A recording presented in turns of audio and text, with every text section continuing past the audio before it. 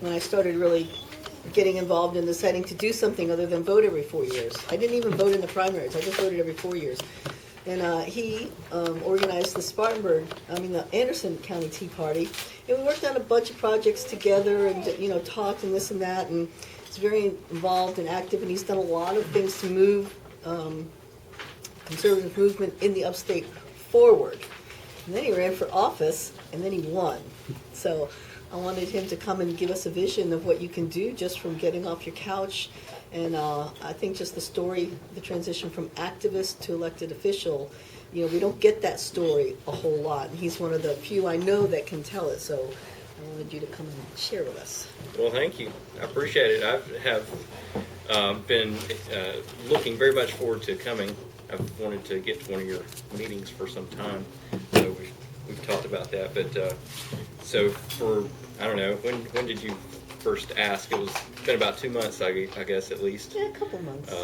But, I'm very glad to be here. And, somebody really trusts you when they tell a son of a pastor and a politician that you can say whatever you want and you can talk about it. So I'll try not to keep you here all night. But, I'm a tech guy. I'm a computer programmer, software developer, and I know technology, and I know that sometimes it fails you, so I'm up here with old school paper notes. But so hopefully I can stay on track. But as Karen mentioned, I am from Anderson County. I did start the Anderson Tea Party. I'll tell a little bit about what led me into that and what happened to me as a result of doing that. But I definitely consider you guys friends and allies. I know several of you already, some of you very well. And I just want to say that even though I feel very at home among a group of friends, I want to say that lest we get too chummy, I want to remind you that friends hold friends accountable. And we need to do that. And, I'm going into Columbia, and, that is a dangerous thing, just quite frankly. I mean, and if nothing else, today's House Speaker vote shows just how much a person can change in just 4 years. And I'm going to do a job. I think like you guys. I want to stay that way, but I'm going to need your help to hold me accountable, and I welcome that. So please don't feel like our friendship would at all get in the way of that. In fact, I count you a true friend if you're willing to tell me to my face when I'm wrong, because I will be wrong sometimes. So, that out of the way, I have learned a lot over the last 5 years, and even more just over the last year. One of the things that I've learned is that there are two paths to power. There's the direct path to power, and there's the indirect path to power. Now, all of you guys are on the indirect path to power. That's working on politics from the outside. You're an activist. You're contacting legislators. There's one thing that you can't do when you're on the indirect path to power, and that is vote on bills. You have to be on the direct path to power to do that, and that's the path that I chose. But it's not one that I started out on. I started out just like the rest of you. In fact, if you rewind 10 to 15 years in my life, I was very happily pursuing my education in software development, and started getting to the point where I could make a good bit of money, and I was blissfully ignorant of politics. Does anybody remember what that was like? I can't hardly even remember what that was like. But, that's how it was, and my sister Hannah is here tonight, and she actually had an interest in politics before I ever really got involved. So she led me by a couple of years, but I was just working along, and one day I hear this historian by the name of David Barton. He's from Texas. He talks a lot about the Founding Fathers, and some of you I see are familiar with this guy. Wall Builders, yep, great organization. And I remember hearing him talk one day, and he said something that got my attention. He said, just 5 people calling a local politician would freak them out. Maybe y'all can try this on Justin sometime. Just 5 people, because nobody ever does it, And, hopefully that's changing. hopefully that's changing. But just, I mean, if you're just trying to be a public servant to your friend, to your neighbors, you know, in a local area, whether it's county council, city council, school board, state house, just a few people calling or writing makes a big difference, because they know how rare that is, and every time you speak, it's not one voice, it's 100 voices speaking, because they know how many people agree with you that aren't saying anything to them. So there's a lot of power there, and quite frankly, I don't know why. Maybe I'm just have a diabolical streak about me, but the idea of freaking out a politician sort of appealed to me. But I just took that in the back of my mind. I didn't really do anything with it at the time. 2008 was my awakening year. And this is, if you recall, the year before the Tea Party movement really started. Now, there were some people that really got involved thanks to the Ron Paul for President campaign that really turned a lot of people on. For me, oddly enough, it was the Mike Huckabee for President campaign that really got me engaged. Now, I said I've learned a lot over the last 5 years, so please don't hold that against me. But that was my awakening year, and learning about this guy and hearing how effectively he debated and communicated against the other side and everything, and you know, learning some about his personal life and his walk with the Lord and everything, just it appealed to me, and for the first time I really felt hope for our country. And so I personally was all in, and became an unofficial grassroots coordinator in the upstate, started a meetup group with the encouragement of a friend, some assistants, started doing some phone banking. I'd never done anything like this before. I was so over my head. I didn't know, you know, what I was doing, but I tried anyway, and I learned a lot. And that's the best way to learn. You just jump in with both feet and start doing stuff, and you'll find out what works and what doesn't. But the best thing is I met a lot of people along the way. And, you know, so through this meetup group and the volunteers that we were able to get and so forth, you know, I started building an email list, and I started, you know, getting phone numbers and just a sort of a base here in the upstate. But, you know, that year played out, and, you know, we watched all the debates, and like possibly some of the others of you choked on the outrageous statements that Ron Paul made in the presidential election that year that I since have come to agree 100% with. And, but, you know, the campaign failed. Obama was elected. You guys know everything that happened there. But by this time, by the end of the year, I mean, I think the fire had taken hold of me inside. And try as I might, I couldn't get rid of it. Because I started to see that we can affect change in this country. And that if we can do it, we have the responsibility to do it. And the stakes are too high to go back to the way I was, being blissfully ignorant about politics. So I got plugged into our local Republican Party, thankfully. Unlike some of the other Republican parties in our state, the Anderson Republican Party currently has very good conservative leadership. A Tea Party type guy. We've got a lot of precinct executive committeemen that very much think like we do.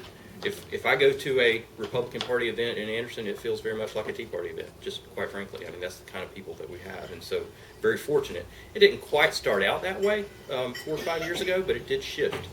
But, you know, I started getting plugged in, and I met even more people. I attended precinct reorg, and I started going to county council events, and, you know, you learn a ton of stuff. It's very eye-opening. But the best thing was, you know, I started meeting more people, and, you know, I can't underestimate that. That was both the most fun part of this whole journey and the most valuable part of the whole journey, was the people that you meet and network with, and they become your friends and allies and help down the road. So part of that was going to other Tea Party events and networking with other Tea Party leaders. There was a coalition that formed here in the upstate. I can't remember where at along this whole process you and I first met, but somewhere along the way we met, and a number of other upstate leaders. And that coalition sort of fizzled out over time, and there were some issues along the way and everything, but many of us have stayed in contact and continue to stay in contact.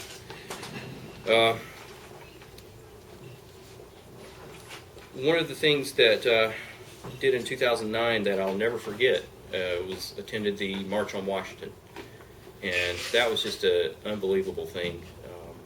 And I remember you were there. Yeah, I remember. You remember when Jim DeMint stood up? And everybody, the Obamacare debate was sort of starting to heat up, and Jim DeMint was saying, I'm standing against this, and I'm ready to use every procedural trick in the book to block this. And news commentators started to say, this could be Obama's Waterloo. And so Jim DeMint gets up that day, and he says, Mr. Obama, President Obama, welcome to Waterloo. And everybody just went crazy. It was a really neat moment. But, met more people through that experience, and going to Washington for a couple of days, and there were a lot of people from South Carolina that went. So, I started getting busier and busier, and I've been hearing about this thing that Hannah had been involved with for a couple of years that was connected with wall builders called Patriot Academy in Texas. They meet once a year in Austin, Texas, and young people from all over the country come, and they basically role play as state legislators, and they debate on bills. They have committee meetings, and they listen to lectures to try to equip them with a conservative way of thinking and a conservative basis for good policy. And how do you recognize good policy when you see it? So I decided to go, and I was just going to do it for 1 year, and that would be the end of it. 6 years later, this past year I went back as a volunteer. So I've gone every single year. But one of the things that really got my attention I think this was 2009, summer of 2009. The vote, as you may recall, was I believe it was in February of 2010. So, this was about 6 months out before the passage of Obamacare. And, it was on everybody's mind. And a guy at the end of the week, a conservative black pastor by the name of Vody Bauckham from Texas got up and he addressed everyone. And one of the things, I don't remember much of what he said, but the one thing that I do remember is he said, we will pass Obamacare. Furthermore, you will accept socialized medicine. That was hard for me to swallow, but he said, I'll tell you why you will adopt socialized medicine. Because you have already adopted socialized education. And that hit me like a ton of bricks. I didn't want to hear that. I really didn't want to hear that. But, that's how it played out. His prophecy was true. And, we're still fighting Obamacare here in South Carolina, but time's going to tell. Will the people of South Carolina, in the end up rejecting socialized medicine? If we don't change our mentality and the way we think about things, the answer is yes, we will accept it. And that's just the reality. But that's why I'm personally very, very highly motivated to change the way we think and to change it in our education system, to change it personally in my own life. And we've got to see the next 2 generations adopt a different way of thinking because we've forgotten what freedom means and we've forgotten the responsibilities that go with freedom. And until we return to that, America will never be the same and we'll never return to our former greatness. So that was sort of a reality check for me. Then the Obamacare fight played out over those next 6 months, and I did end up going with a couple of other Tea Party leaders from Oconee County to Washington. Made a last-minute trip, and the last couple of days before the vote, we were in the state capitol trying to talk to our legislators. They were locking their doors on us, and they were breaking their own house rules. Their office doors are supposed to be open while they're in session. We were in the House gallery when they took the vote, and heard firsthand paws that went up on the House floor and everything. It was just, they're rubbing it all in our face. The attitude that I got was, we don't care what you think, we're going to do what we want to do, suck it up. And then I come back to South Carolina, and guess what? I find the same attitude in Columbia. I start learning about what's going on at the state level with the roll call voting fight, with the government restructuring fight. We take a department. Well, we have this Budget and Control Board, which is a hybrid, unaccountable board that makes so many financial decisions for South Carolina, and we need to abolish that, and there's a lot of attention about this, and we've got a bill to do it. And, at the last minute, they say, well, we're going to keep part of it, and we're just going to call it something else. And the roll call voting fight tried to make the argument that it's unconstitutional to vote on the record because, we get to set our own rules. Well, what they weren't telling you is that this law only passes if they approve it, so they are setting their own rules just by means of a statute. So anyway, they think that we're stupid. They really do, and they're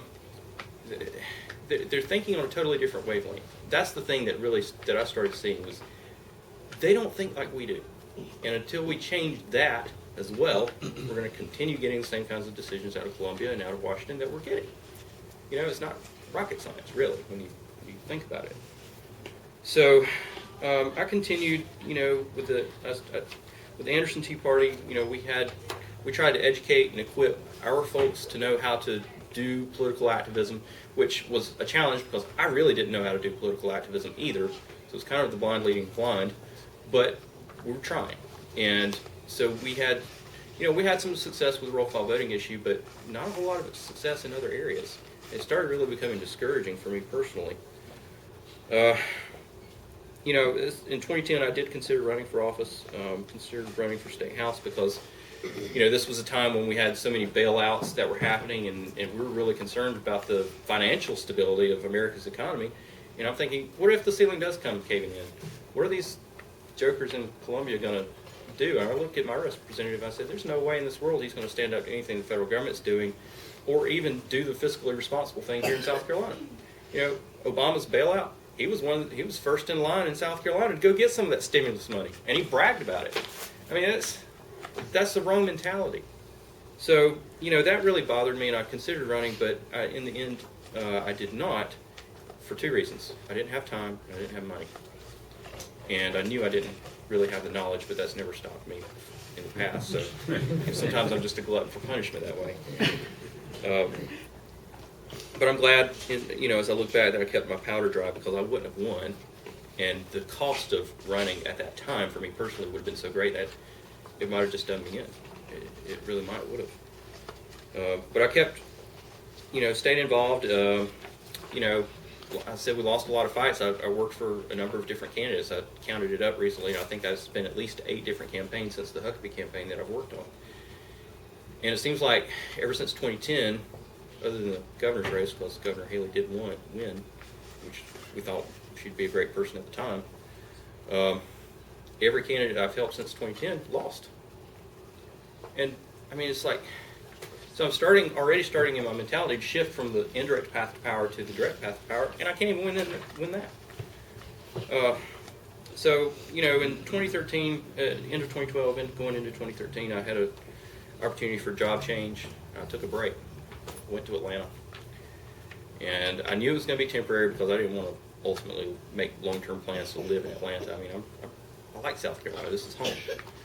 But was able to negotiate a very good position. They really wanted me, and so they paid my way to do it, made it worthwhile, and that enabled me to start saving money like crazy. And I did save money like crazy. I set a very high goal, didn't quite meet it, but was able to save a good bit. And I knew that at the end of the year, when this job's over, I'm going to do one or two things. I might run, but what I really thought would end up happening was I'm just going to be in a position to make some good, helpful contributions to other candidates. Because it doesn't have to be me. We're in this for the same cause, and if we can find other candidates, I was more than happy to let other people do that hard work that I just signed myself up for doing. People ask, well, why did you run? I said, well, temporary insanity. But, about mid-year in 2013, the bad thing that was happening to me in 2013 was I was sort of going back to the way I was before politics. I was, in my heart and mind, turning my back on it. And I needed a break. I personally did. But we're not placed on this earth to check out. We don't have that luxury. And especially when you know what's wrong and you know what to do about it, to not do it is irresponsible. And about mid-year, God just spoke to me very clearly one day, and he said, how many more ways do I have to prepare you to take the step that you know you're supposed to take? I said, all right. I got the message, and I started making plans from that moment to make a run. Now, I didn't have every question answered at that time, but I was still in Atlanta. I had moved back to South Carolina. I had to find a house, and there was a lot that I had to do between then. But I made the decision then to do it. So spring came. was able to get moved back. And as you remember, there were lots of snowstorms and stuff happening this time of the year last year, and it just kind of threw me back. But I was able to get a campaign going by mid to late March, and thanks to the rudimentary preparations that I had been making the previous year, I was in a position to campaign full time, because I knew that if I was going to have a prayers of a chance running against this guy who's an 8-year incumbent and he's known to be a hard campaigner, that I would have to go full time. Now, that ended up being an advantage in my part because he was still in session. He couldn't campaign full time, at least not at first. So, I started doing that, and Hannah was my campaign manager. We made a great team, and we had some bumps along the way, but we were both trying to figure out how do we do this, and so we worked it out, and we made a good run of it, I felt like. But because of all the races that I had been involved with, because knowledge really is important. I sort of discounted that along the way, but knowledge really is important. You've got to know how to do this stuff. I was able to avoid a lot of the mistakes that I've seen other campaigns make. So, I felt like that when we did run a campaign, we ran it leaner and we ran it meaner than my opponent did, even though he outraised us $3 to win.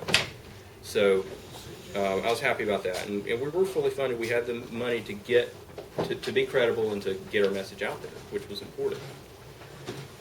Also had some great outside help, and thought there might be some individuals here present tonight, but I don't think there are who helped. But I know there were some folks here in Spartanburg that did help.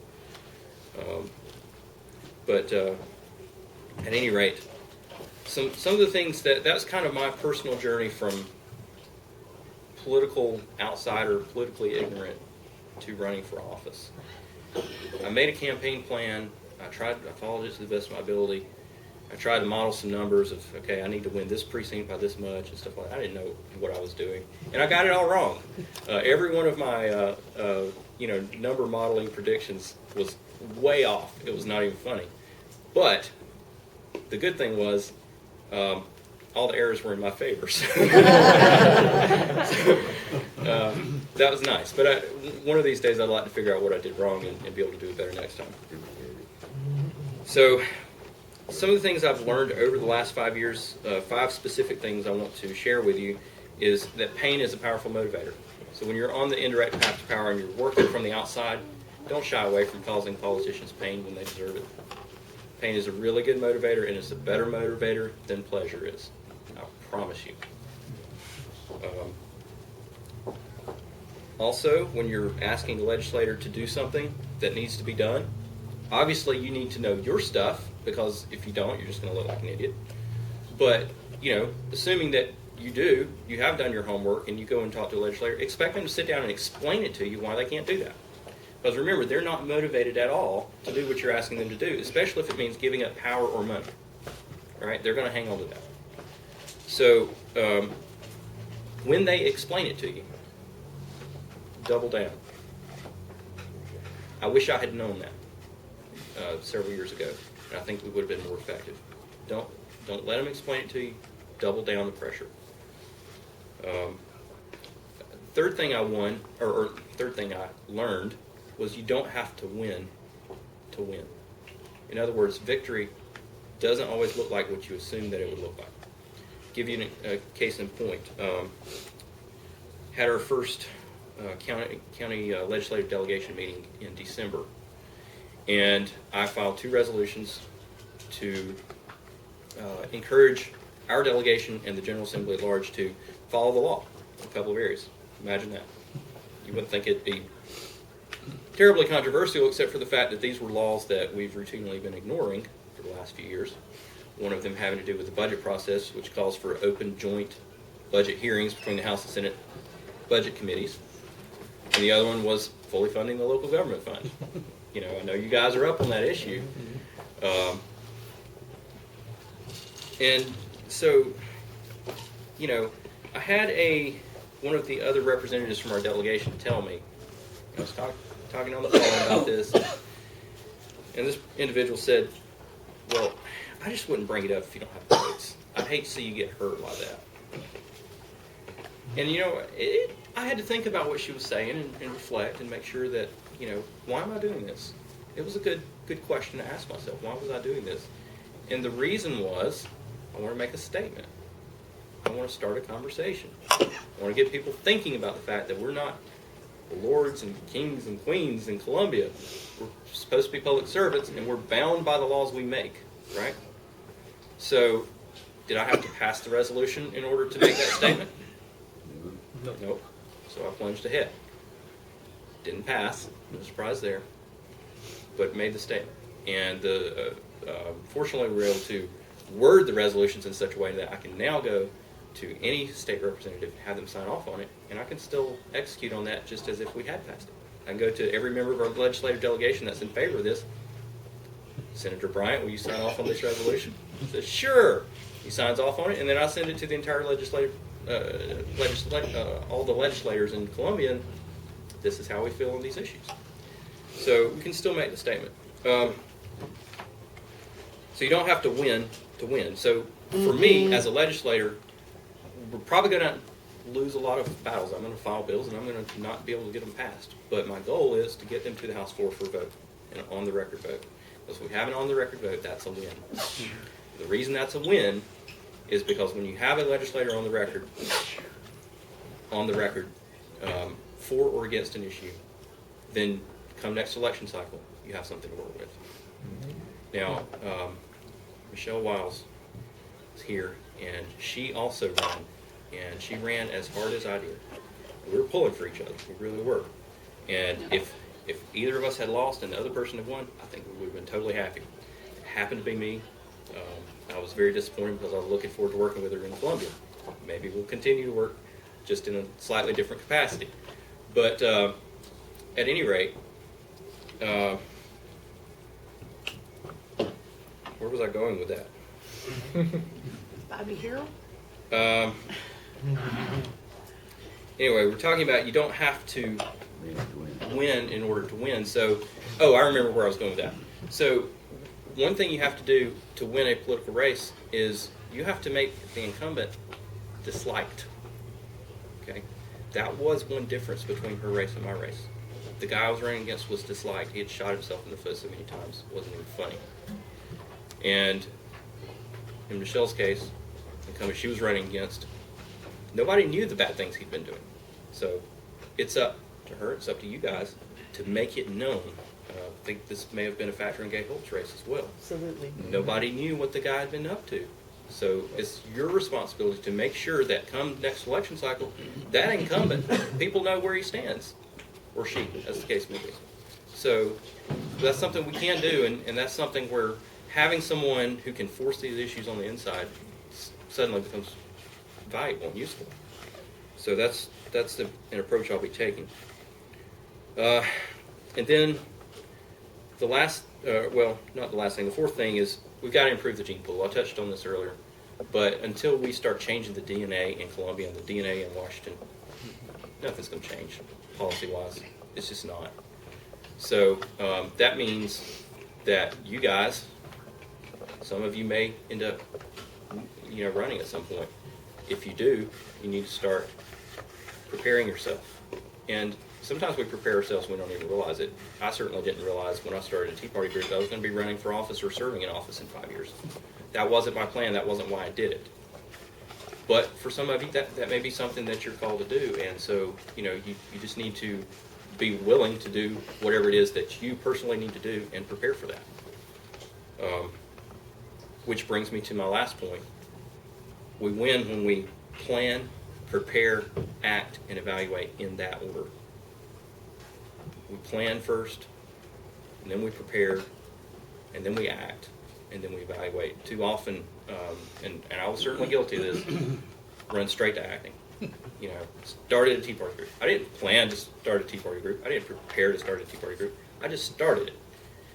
Would things have gone better and more smoothly had I planned and prepared? Yes, they would have. What that means, though, is precinct reorg. You've got to plan what you're going to do. Then you've got to prepare. Collecting names, that's preparation. Talking to people. But, you can't show up on the day of battle and expect to win if you haven't beaten your sword out and sharpened it, for instance. It's it's just common sense, but it's something that we, for some reason, tend to neglect. It doesn't matter if we give all that we have to give if it isn't enough. Over the years, I gave everything I had to give, and it just wasn't enough. And it was so frustrating for me. But it doesn't matter if we know how to fight if we won't give it everything we've got. So you can't just have that willingness, you also have to have the knowledge. But then you can't just have the willingness and the knowledge either if you don't prepare in advance. So, you've heard the saying, fortune favors the brave. I prefer Louis Pasteur's version, fortune favors the prepared. I was reminded of all this this past weekend. I heard a story that I'd never heard before. It was about a remarkable young lady. She was 16 years old. This was in the early 1700s, if I'm not mistaken. And there really were pirates in the Caribbean once upon a time. And there was an English guy by the name of Mr. Lucas who had his daughter and his invalid wife down in one of the Caribbean islands, and it just got too dangerous because they were Englishmen. They were there fighting the pirates. And it just got too dangerous to have his family there, so they decided, well, we're going to go, I'm going to take my family to the Carolinas. And I imagine this would be somewhere probably in the Charleston area. And so he uproots his family, and this wasn't Charleston as we know it today by any stretch. I mean, most of it was still wilderness, and he obtained 3 plantations out there. He's a very rich guy, but it was still very much wilderness and needed to be tamed and developed. So no sooner had he gotten settled out there, he got called back. So he's in the military. He had to go. So his wife couldn't do anything. So he leaves his entire affairs in the hands of the 16-year-old girl by the name of Eliza Lucas Pinckney. And she is famous because she is the one who first brought indigo to the United States as a cash crop. But the thing that really caught my attention about the story was that she wrote a letter, I think it was probably to her dad, it's either to her dad or to a friend. She had just planted a big field of trees. She was going to raise some lumber as a crop. And the reason she gave for doing that was, soon we're going to need warships. That's long-term thinking right there. That's long-term thinking. Politically speaking, I'm tired of fighting with slingshots, bows and arrows, and pop guns. I want to build some heavy artillery. I want to build battleships. I want to build submarines. I want to build an air fleet and heavy artillery. And we've got to get serious about politics. There's a lot at stake here. We can't afford to sit around and talk about it. We've got to actually do stuff that works. And that's what I'm about. I wish I had known today, or I wish I had known 5 years ago what I know today about, how to be effective on the indirect path to power as an activist from the outside. Because there's a lot of stuff you guys can do that I can't do on the inside. And it's very valuable, and the two work hand in hand together. So we need each other. I need you, and you need someone on the inside.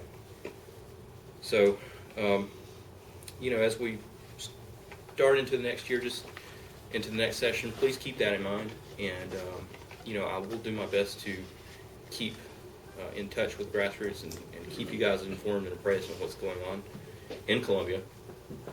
And I'm going to need you to help make sure that I think straight and don't get caught up in the political swirl that goes on down there. And I promise you I'll try not to drink the water. But Karen also asked me to touch on a few issues, so I'll just mention a few. I've already talked about the resolutions and why I filed those. And by the way, I think you've probably already seen them because Karen very graciously shared them out on the website and through the email list.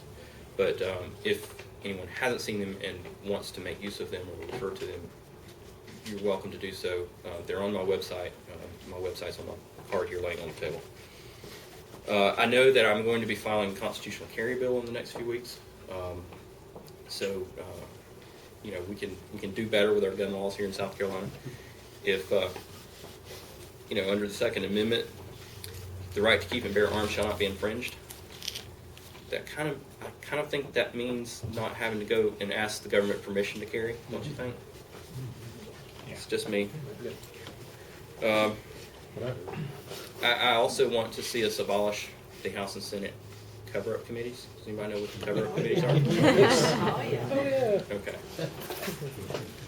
Oddly enough, Representative Mary Tinkler, a Democrat from Charleston, who won an outright majority vote in Bobby Harrell's district in Charleston, a very Republican stronghold. She's trying very hard to be everything that Harrell is not, and she has a bill to do that very thing. So may end up sponsoring that. I don't really know yet. It's still a little up in the air, but I certainly agree with and appreciate the sentiment and want to help in that debate. I also care very much about ending the conflict of interest between attorney, legislators, and judges. Very, very concerned that Harold would get off completely without anything, and he bragged that he would at the caucus meeting in August. But the reason we were so afraid of this was because of the strong connection between Bobby Harrell and Gene Toll, the state Supreme Court justice, and that should not be. And then not only do we have a strong connection between legislators, especially the Speaker of the House who picks the majority on the Judicial Merit Selection Committee, which screens all the candidates. Not only that, but also the fact that many of these lawmakers are also attorneys who will then stand before these judges that they vote on. As Bruce Bannister here in the upstate confessed recently in a Judicial Merit Selection Committee meeting and said that, well, the guy they were interviewing confessed, rather, yeah, Bannister's, we work together all the time. He's in my court all the time, you know. Does anyone not see a problem with this? Anyway, Josh Putnam has a bill that he's filed to fix this, and basically says the governor will appoint judges and the General Assembly will confirm, which I think is a good approach. Also abolishes the Judicial Merit Selection Committee. Very simple, very straightforward. That's what we need to do. That's what I'm going to be helping with, and I'll definitely be co-sponsoring this bill. And then the other thing I want to do, and I've already talked to a couple of you here in this room about this, it's still a work in progress. I haven't released it yet, but I'm working on a judicial candidate voter guide, a candidate survey, actually. And I've got these guys coming at me already. They were coming at me even before the election in November, introducing themselves, saying, I can't technically ask for your vote yet, but I just want you to know that this is who I am, and I'm running for judge. So I'm going to ask these guys a series of very probing and open-ended questions and publish that, collect all that together into a survey that you guys can refer to and use, and so can the other lawmakers in Columbia refer to, and see who they're about to vote on, rather than it just being the easygoing political process that we've had this whole time that isn't transparent at all. So you guys need to see who it is that your lawmakers are voting for, and I'm hoping that you'll take the next step and make your opinions and preferences known to those people, so that they, for the first time ever in South Carolina history, have constituent input on who they vote for judge. So that's that. I'll leave you with 3 book recommendations, and if anybody has any questions, I'll take questions until Karen tells me to shut up. She would never do that. 3 book recommendations that I would. Oh, I would. You better know it, you will. Where have you been for 5 years, Kibby? You know I'm Maybe facetious, sarcasm. These are 3 books that I have read this year that had an incredible impact on my thinking. Well, this past year, thank you, 2014. I haven't been that busy. How Should We Then Live by Francis Schaeffer. Now, this surprised me. It ends up being an art history book for most of the book, but the last 4 chapters, he starts really talking about tracing how Western thought has changed in the last 100 years and how it's impacted our politics and our culture. And if you want to understand why are we where we are today, it's because we have 2 core values. Does anyone want to hazard a guess of what our 2 core values in America are today? Freedom, welfare, money, me. He says personal peace and affluence. So whoever said money was pretty close. Personal peace and affluence, and that's what we most care about. And so, why is there not more outrage over things like mass surveillance from the NSA. Personal peace and affluence. They don't feel it. You know, why should I care if the government's spying on me? By the way, if you don't have anything to hide, you've got nothing to worry about, right? Yeah, but it's my right. Yeah. Bingo. So it's a value, it's a core value that has been lost. Yes. And that's when we have to go and we have to restore that. What was that author's last name? Francis Schaeffer, Schaefer. Schaeffer, It doesn't matter if you ever use the right, it's still your right. is still your right, absolutely. And you should fight 10 times as hard if they're taking it from this fellow here.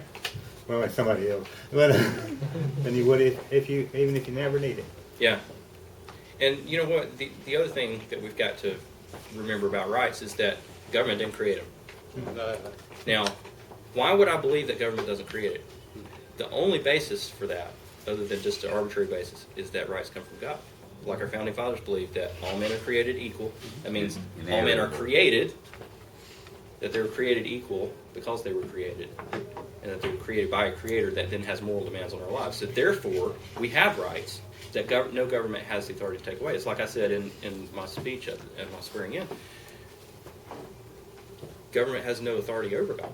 It only has authority under God. And when you put government under God, that's when it fulfills its proper role. So the next book I'll mention is Freakonomics by Stephen Levitt and Stephen Dubner. Very good book. Got into a discussion on Facebook earlier with someone, and it was about campaign finance. And I just mentioned, oh, by the way, did you know that money doesn't play near as big a part in politics as you think? These guys, these are two economists, and they apply economic tools and economic methods of reasoning to everyday problems. And it's a fascinating book. Scratched below the surface of our everyday reality, and all is not as it seems. I promise you. So I highly recommend it. It's Freakonomics. They also have a 2-hour documentary or something like that. So if you don't want to sit down and read the book, get the documentary. It's a short book. Yeah. It is a short book. It's easy read. And then the last book is also a short book, and I'm still in the process of reading this, but that's Confrontational Politics by H.L. Richardson. He's a former state senator from California, and he, the things that I alluded to, pain is a powerful motivator, plan, prepare, act, improve the gene pool, all that comes out of his book. So he was one of the first ones that I know of that actually put these ideas down on paper. And then there's a group called the Foundation for Applied Conservative Leadership that I have crossed paths with in the past year that have taken all this and put it into practice. And organizations like the National Right to Work, National Association for Gun Rights, these are the techniques they use and have been very effective at things like defeating Obama's gun agenda last year. So this stuff works. You need to learn how to do it if you want to be effective working from the outside on the indirect path to power. So those are your 3 books: How Should We Then Live, Freakonomics, and Confrontational Politics. Read them; it'll change your life. That's all I got. Thank you. Did they talk about in that book about art, about when the art changed in Europe? He does. He traces it. And you know what he changed starts it? in the Roman Empire, actually, and traces it all the way to modern times. You know what changed it? What's that? Philosophical thought, Yeah. socialism. Mm-hmm. All the critics became socialists. And so we went from Rembrandt to fingerprinting. Mm-hmm. Yeah, you're right. You're right. And he traces in great detail how that happened. Yeah. What it is now. Jonathan, you Yes, talked sir. about Stick figures. a bill to have the governor appoint judges and the legislature to elect them or To confirm. confirm. Would you support a bill where the general populace elected judges? That was my preferred approach for the longest time. And it was, of all people, Kenny Bingham that helped me to see. I don't know if he realized what he was doing when he said what he said, but the problem with that is when you think about how campaigns work, if you're going to run for office, you've got to raise money, right? For someone to give to a campaign, they need to feel some sort of personal motivation to get involved in the race. I mean, why am I going to give you money? I work hard for that money. I could be spending that on any number of things. So the people that are most likely to give to a judicial race are going to be lawyers, that I want to separate the bond between lawyers and judges. I don't want to strengthen it. So that's what turned me away from that. Now, that's the way Texas does it, and that's the way we do our probate judges. So, I mean, how do probate judges get elected, and where do they raise their money? I mean, so maybe there's something to be said for it. I'm going to be in favor of pretty much anything that gets us away from the way we're doing it now, and more in the direction of, you know, separating that conflict of interest in Columbia. And if I could put something in here, I worked on a campaign for a friend of mine who ran for a Texas Supreme Court seat, and he was like one of the most conservative guys in the race, and it ended up being the lawyers who determined who actually got the race. So it does work that way. That's one thing that bothers me about rich people. I don't feel they're rich, more power to them. But they can buy their way around things. And well, man, you can't. And they'll go ahead and do that instead of spending money to protect their rights. That's why we need to send people to Columbia that know what it's like to be on the other side of that economic divide. We need to send people to Columbia that have ethics, that That's have right. a strong moral fiber, and just don't bend to money. Right. Not to be confrontational, because I read the book too. Bring it on. But I understand what you said. But do you have more money to spend on, how many legislators do we have, 122? Right. How many voters do we have? So can you concentrate your money on legislators, or can you spread it out on voters to elect people? See, I think that's where we made the mistake when we gave the power to someone else to appoint our adjutant general. We gave up our right to vote. And I think anytime we have a right to vote, anytime we can vote, we need to exercise that right, not pass it off to someone else. Well, I agree. When we have the That's opportunity, great we if need you're to educated. exercise it. Sir? That's great if the voters are educated, but our voters are not educated, and they're easily swayed by demagogues. Right. Well, the thing that I guess I look at with the distribution of power, I guess, is really what you're getting at. Who decides? And for me, if I don't like a judge in South Carolina, if we have, let's say we have an activist judge on the state Supreme Court or something like that, the current process, if you want to replace that judge, you have to go and you have to persuade or replace a majority of state legislators. There's 124 plus 48. Do the math. It's almost close to 200. It's 170 something. That to me is a much more daunting challenge than getting a new governor. Where's the 48 come from? Senate. 48 senators. There's 46. 46?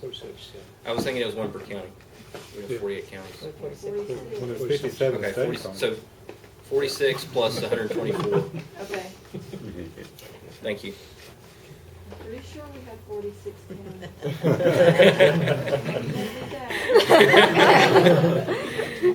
I'm going to have to check when I get home. No video. All right. Well, thank you so much for having me. I thoroughly enjoyed it. And let's do be in touch. And please keep up the good work. Get on this lady's email list if you're not. There aren't many emails I consistently read. Hers is one of them. Thank you. And it's because the content is relevant and it's consistent. So, you know, if I want to know what's going on in South Carolina, I know that I'm going to get good, consistent, reliable information from Spartanburg Tea Party. So thank you for doing that, by the way. Thank you so much for being here. I love the refrigerator.